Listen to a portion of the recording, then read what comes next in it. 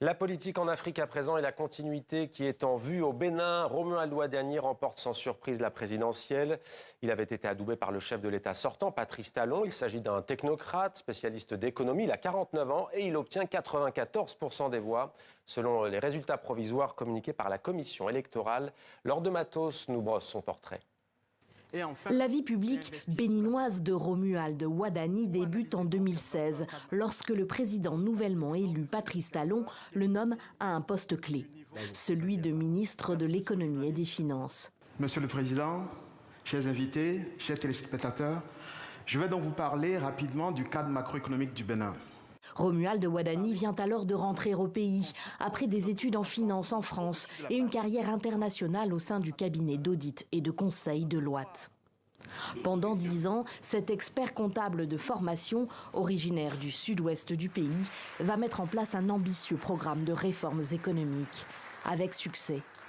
Depuis 2016, la croissance annuelle moyenne est à 6%, le déficit public à environ 3%.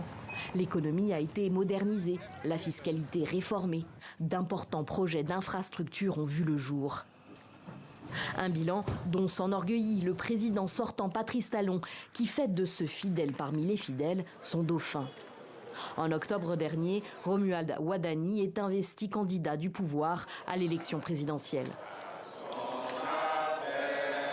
Notre atout, c'est que la vision est claire, les lignes sont tracées, les défis et les solutions sont connus.